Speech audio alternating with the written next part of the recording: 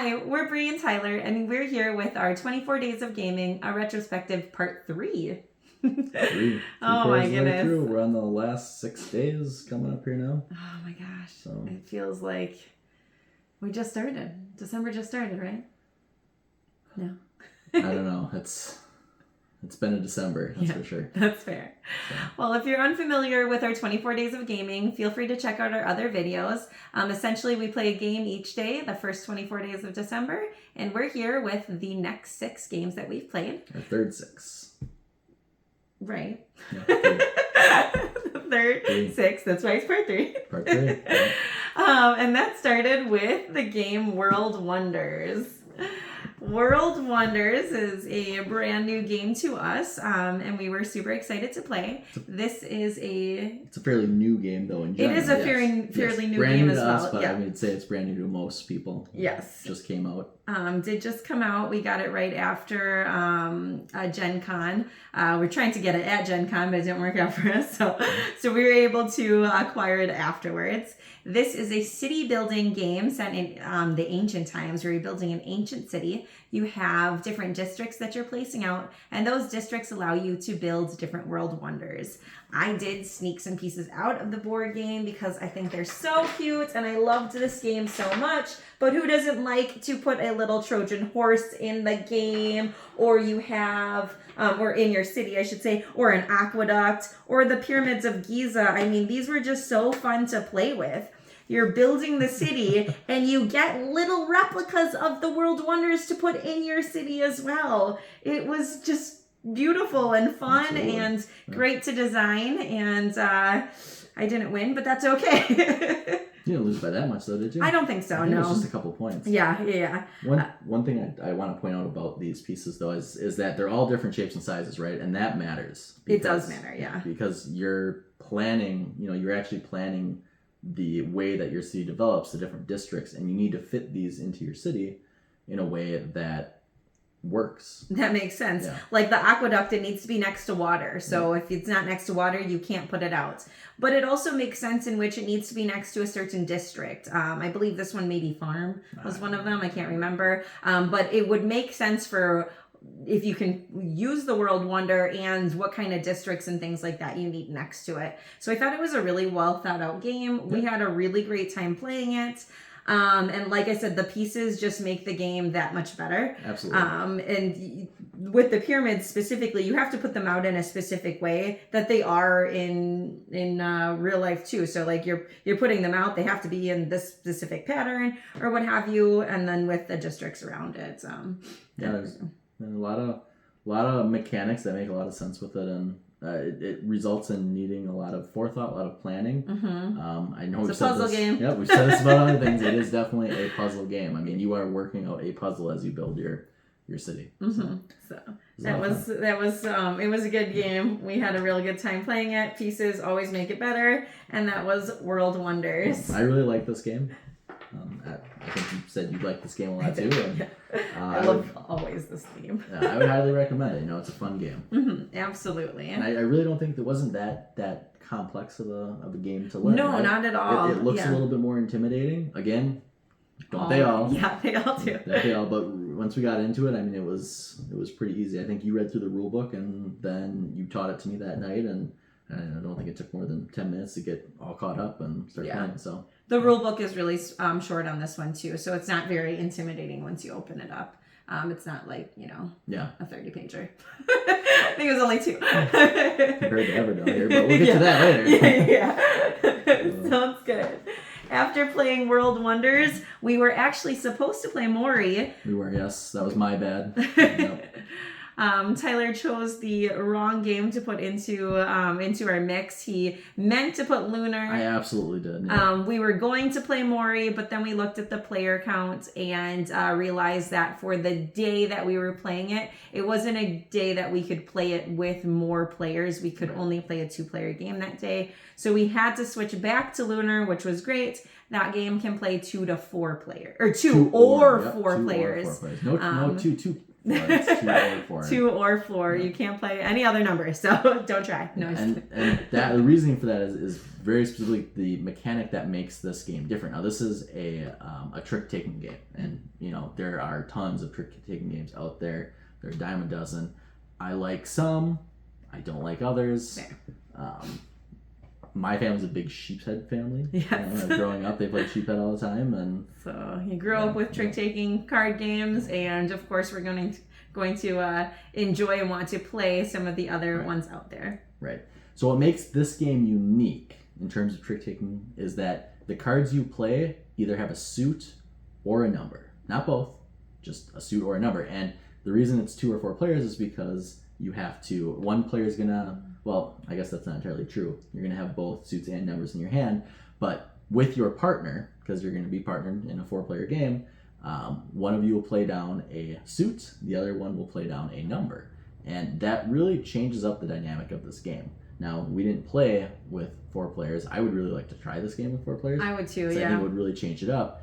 In the 2-player version, half the cards that you're going to play are visible on the table because it's a shared hand.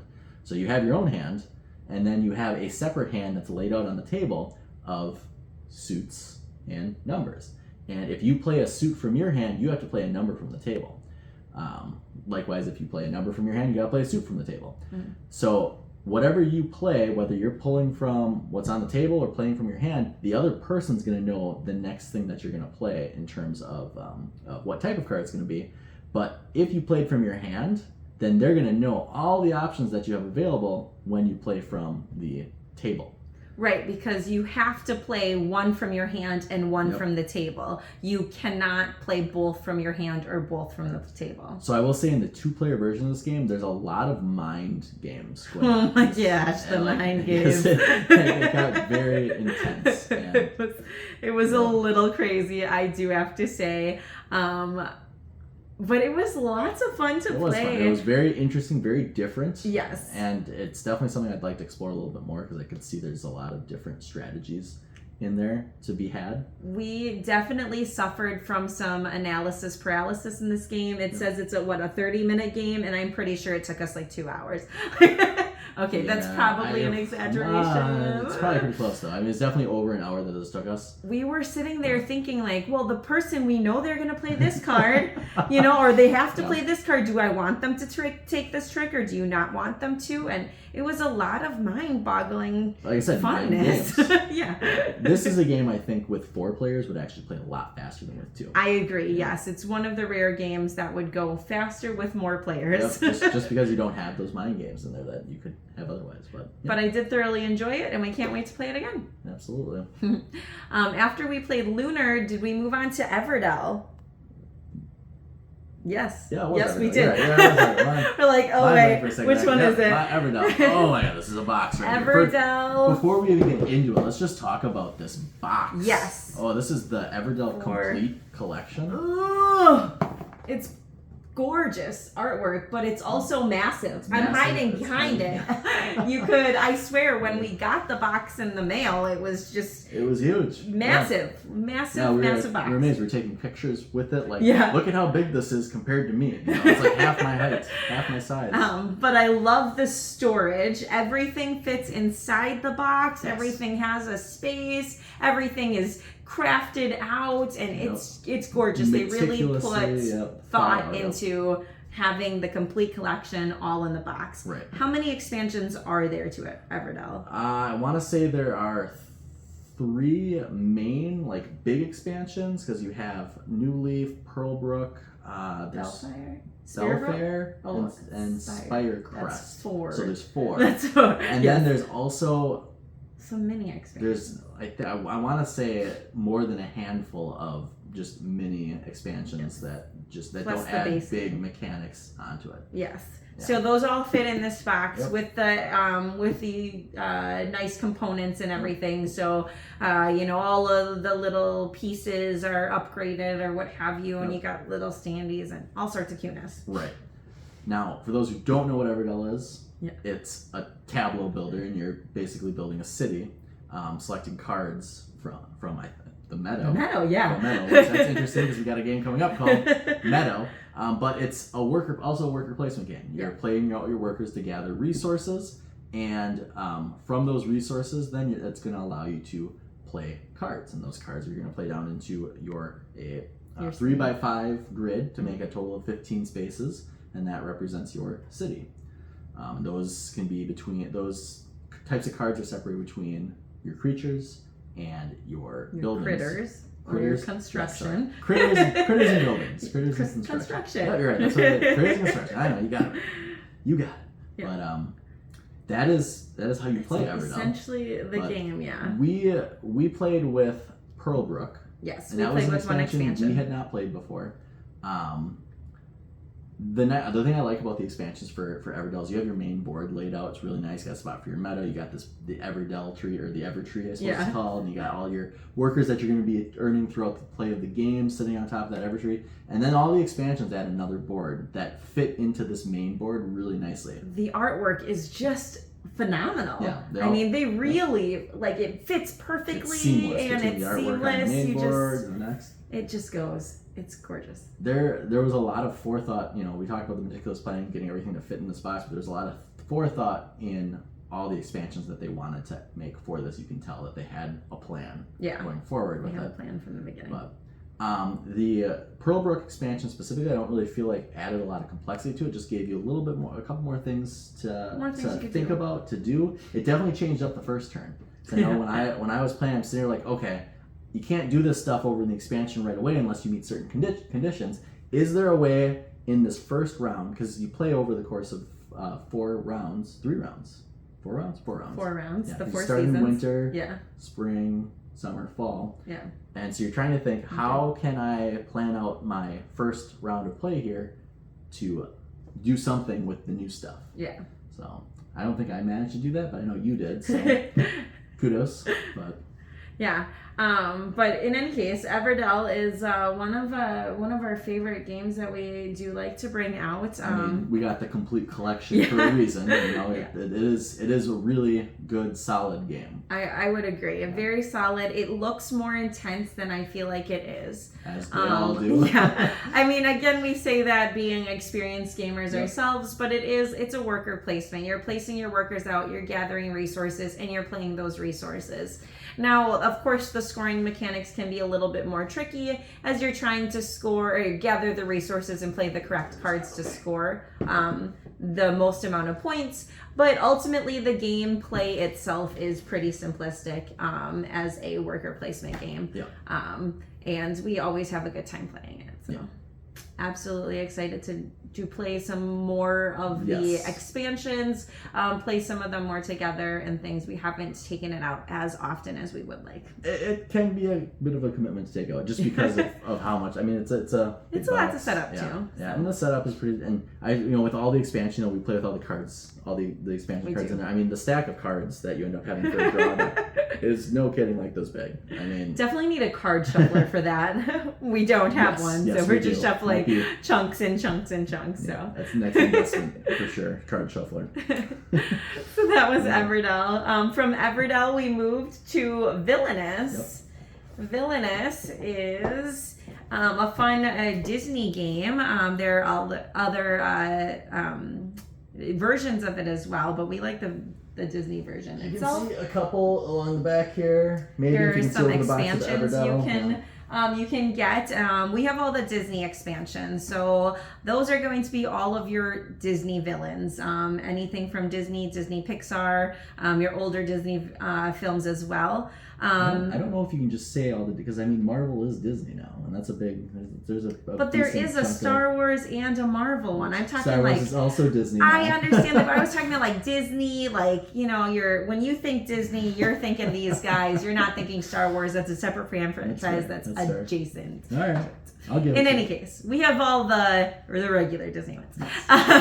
So we played with those. If you're unfamiliar with Villainous is an asymmetrical game in which you get to choose to play one of the villains. With the Disney ones, I'm saying Disney ones. All of the villains can play together, so you don't need to have the base game. You can pick up one of the expansions or a couple of them and play all of them together. So we played with what 3 villains did we play with when we played? So I was Cruella de Vil. You were. I was playing the Black Cauldron guy. Yeah, the Horn King. Is that what it is? Yeah. Yeah. And then we also had our friend who was playing with us, and she was playing. Oh my gosh! Who are the from Nightmare Before Christmas? Oh yeah, that's right. We made her play the brand new one that just came out in October. So in any case, so you're playing one of the Disney villains. It's asymmetrical, so that means everybody has their own objective and their own set of cards, their own deck, their own player mat, and everything to play off of. Each person plays a little bit differently, but the way that you play is all the same. You're going to move your character on your player mat to a new location. That location will tell you the different actions you can take. And you'll play those actions in order to achieve your objective. Yeah, I mean, that sums up the... Sounds pretty simple. The interesting thing about this game is, like, this isn't a game that you can just teach somebody. I mean, you heard Bree say, you know, the like gameplay loop is the same. You're moving your character to a different section of your board that tells you what actions you can take, and you take those actions. The problem is that every villain has a different objective, and every card is different, or every villain has a different deck, as you said, and they all work a little bit differently, and they play with each other differently, interact differently among themselves, and then so you can't have a straightforward, here's how you play Villainous. Right. Yeah. Each villain is different in their own way. The thing that we have kind of decided is the best way to figure out how to play is just to play, because the cards are going to pop up and you're going to realize what you need to do for your specific villain as the cards pop up and you get to play them. And the nice thing about you do get a little booklet for each villain. It does give you some details, like here's how you win, that kind of thing. But a lot of times I will read it and I'll be like, I don't know what I'm doing.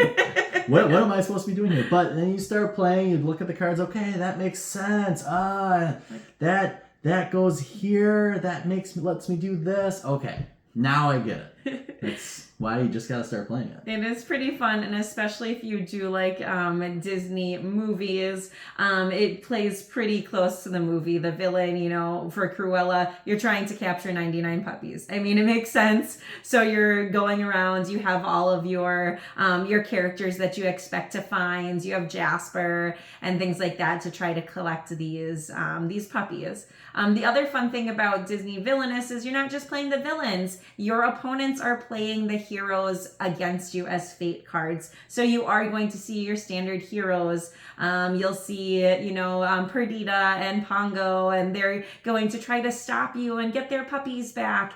And you're the villain, so you don't want the heroes to be played against you. And you're playing the bad guy, which is also a fun thing to do.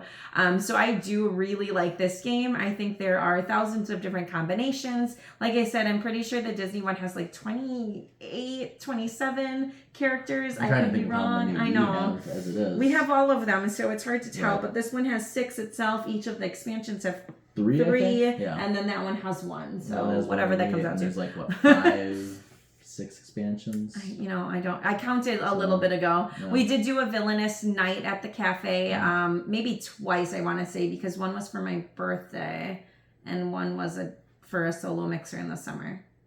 Okay. I gotta say, we played it twice. So we will be playing it again, try to get more people to try out the game. I know, like I said, it is confusing, especially if you don't know how to play. We have it in the shop to play, and I know other people have picked it up, but they might get a little bit frustrated with the rules, and so feel free to ask for help, especially if I'm there and I can help you out.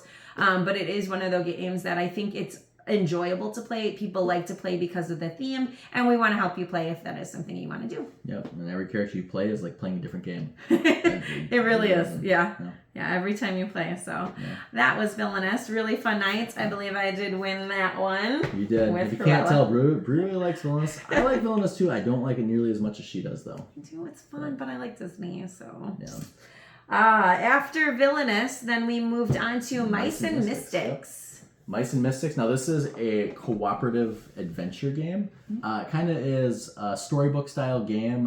You have a book that's 11 chapters long, and you're playing through as the heroes of the story through this chapter book. Essentially, it makes up a campaign. If anyone's familiar with more classic tabletop RPGs like D&D. You know, it's almost something akin to that. You have your hero that you're controlling, and they have their equipment, they have stats, and you're rolling some dice to complete your actions. We unfortunately, I don't want to get too deep into like the background of this, the story of this, because if there's anyone who's playing this or has any interest in playing this, then I don't want to spoil anything for you guys, but it's a fun, cute story to play through with the kids. It is. We've only played through 2 chapters at this point. We have. We unfortunately have to play through the 2nd chapter again. We did not succeed on Sunday with this one, but that's okay. The kids were a little disappointed, but they want to tackle it again with they got some new fervor and gotta beat it. Yes, but I think this is a very cute game, especially maybe if you wanted to start playing D&D or another RPG style game. Yeah. It's fun to get some of these like box sets that are already put together. This one has a cute, storyline. It's not super cute where it's kiddie, but it is kid friendly. So far, at least. So far. But no, I believe these games are actually kind of marketed as, because there's another by the same developer. It is called Stuffed Fables. Was it the same developer? Yes, this is the Stuffed Fables. I think is like the sequel to this. Oh, I had no idea. Not direct storyline sequel, yes, but it's the same idea. It's another storybook game. This one has tiles. It has room tiles that you lay out. Stuffed Fables, I would say, is more of like an actual true storybook style RPG where you're open. Each page is an actual game map.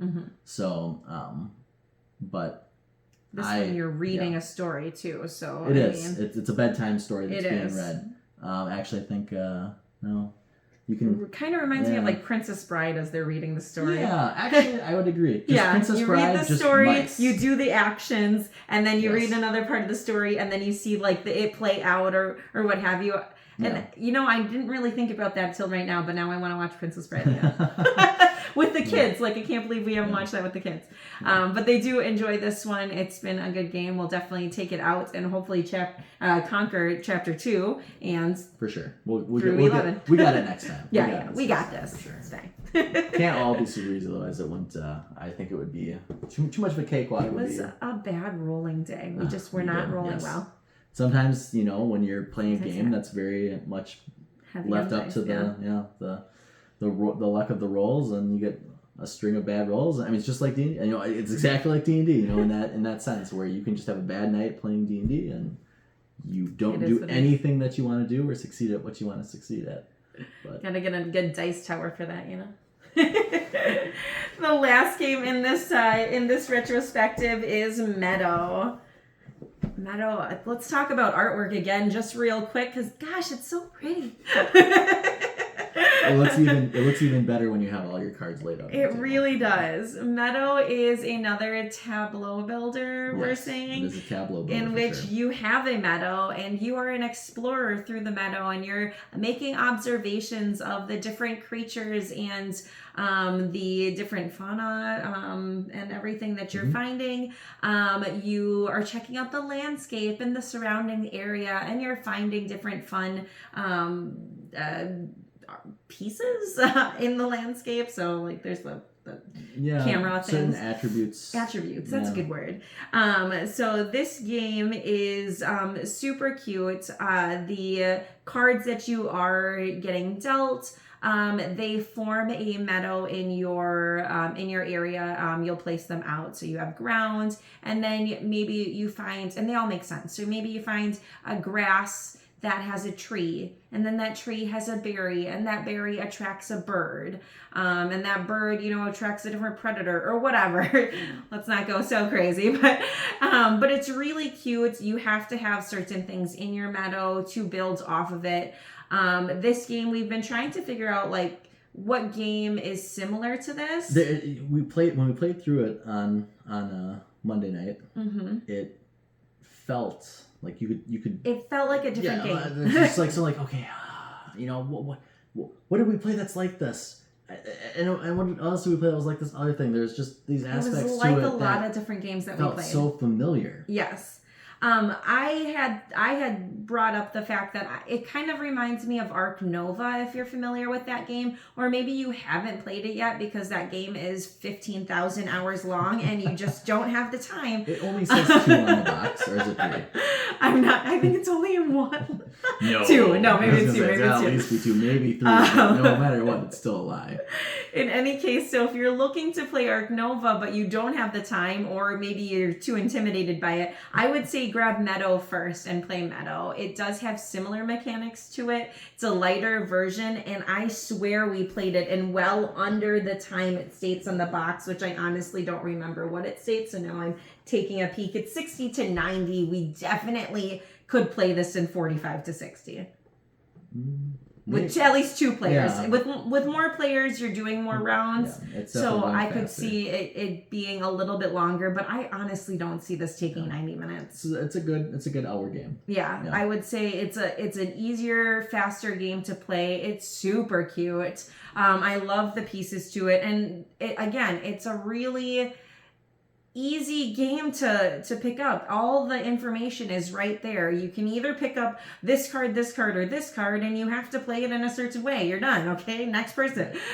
So it's pretty great in that aspect, that it's super cute. It feels like an intense game, but it doesn't at the same time. There's a lot of strategy to it. Yep. We played it 2-player, but then halfway through, our 6-year-old came in and was really upset we didn't ask her to play, so our bad. She really wants to play this game because she picked up on it within 2 turns. Yeah, I swear she was done. Like, she's like, I want to play now, because she could just pick it up so quickly. And not to say that it's too easy of a game, because I think there's a lot of difficult mechanics to it. It's another one of those games, like, say, World Wonders or even Everdell, where it helps to have a lot of, forethought, foresight, a lot of thinking ahead, planning out, okay, I want to grab this card, this fauna, or this card that has this attribute, because I'm planning to go towards this bonus objective. Yeah. So you are thinking other players in this game are foiling your plans, which is fun. Fun for you. Real fun for me when I'm winning. But so the player interaction is great with this game as well. I am really excited that we got it, or that we acquired the game, and that we were able to play it, because now it's quickly bumping up to one of my faves too. I gotta say, of the 6 games that we played in this chunk of our 24 days of gaming, this is my favorite 6. I don't think I have a negative thing to say about a single one of them, other than it sucks we didn't win Mice and Misfits. But again, the game itself is not broken. We were just rolling really poorly. And I gotta say, no, we weren't rolling poorly. Adria was rolling poorly as the bad guys. Adria was rolling great. Yeah, I mean, she was rolling great as the bad guys. Side. Just the wrong side. The wrong side. So the rolls were fantastic. Yes. I mean, like hit after hit after hit. Just the wrong side was hitting. Mm-hmm. Sometimes you gotta be the villain. You know what I'm saying? And she was. So again, like I gotta say, I love all the games that we played. I want to play them all again right now. Do we have time? There's only so much time in the day. There's not enough time to play them all. Lunar is one of the games that is from All Play, so that is a developer, what do we call that? That we are able to publisher, sure. Yeah. That we are able to sell at the shop. We're going to test out a couple more of their newer games that were just released, to add them into our shop, because just like Mountain Goats and Sequoia, they sell out quickly because they're fun, easy games to play. Fun, they're fast. Lunar is one of them that. Sure, it didn't seem fast for 2 players, but it is one of the games that I think people would really enjoy and want to pick up at the shop. It's a great gift game because it is a 2-player game, and I feel like a lot of times people are looking for a gift for two, like for a couple, and they're like, they never know what to get because sometimes games aren't the best 2-player games. This one you have to play 2 players, or hey, invite another couple over and play 4 players. Right. You're not changing up teams or anything, so you are always going to play with that same teammate, which is kind of nice, and pretty sure at least you have that option too. But even if you don't, you just wouldn't switch teams. No, I believe Lunar. You're always playing with the same team. Okay, because there are some trick-taking games, yes. like Sheepside we were talking about, where you just don't know who your partner is until you're playing. So this isn't one of them. You do have a partner, I mean, obviously you're inviting friends over, like switch it up, but but you don't have to, is what we're saying. It's probably one that we will bring out during our 2v2 league when we start that up in late January, early February. That would be a great 2v2 game, I think. Yeah, for sure, for that league. And All Play, they're a publisher that their selection, like what they put out, is they have very a fantastic selection. It's very well curated. Like there's, I'm trying to think if there are a couple games that we haven't enjoyed. Yes, but for them, but honestly, it's not that we haven't really enjoyed them. It's we're not a fan of the theme. That's true. Yes, the theme was not for us. Right. The gameplay itself was at the fine. very least fine. It wasn't bad. It was at the very least fine. It's just the theme did not engage us, and sometimes that's and that happens. Yeah. Everybody has their own tastes and stuff. It probably engages somebody else. Absolutely. Yeah. Mm-hmm. So, so I'm really happy that we do carry All Play in the shop because we do generally like their games and they're very easy for us to recommend. Yes. And, obviously that's something that we want for our customers and everything as well. Other than that, I mean, that's this chunk, this third chunk. We're moving on to our last and final chunk of 6 games. Yep, the final quarter. Soon, which is always sad. I feel like we play, 24 days of gaming, and then usually on Christmas we're not playing because we're so busy, and then we fall out of it. I'd love to do 365, but we just don't have the time. We do still make time for each other, but that's what this is all about, to make sure we really make that time during this really busy season. Absolutely. And having fun sharing that with you. We do start, the next chunk starts with War Chest, in which we do have 2 expansions. We'll be adding those in. Spoiler alert, we did already play it since we're recording this on Tuesday. And for those who are looking to head into the shop tomorrow to claim their prize, it was... oh yeah, gosh. It was... Girls win. Yep, Bree and Adria took home the win. Yep, we did take home that win. But we will go into more details on that on our next video, which, like I said, it starts with War Chest and it will end on Christmas Eve with The Captain is Dead, which is a co-op game we'll be playing with my sister and brother-in-law. We will probably do our 4th and final retrospective after Christmas. Let everybody enjoy the holiday. We'll definitely see you before the new year. But we'll do that one after then. I hope you all have a, Merry Christmas or whatever holiday you do celebrate. Yes. Have a great holiday season. Like I said, we'll see you before the new year, and feel free to check out our other videos. Again, stop into the shop to let us know the winner as you're following us on Facebook and Instagram, and earn your prize. I keep having to make up new ones because it's 24 days and that's a lot of prizes. But we've been having a really great time, and we hope you have been too. Thank you guys for following along. Have a great holiday, and we'll see you next time. See ya.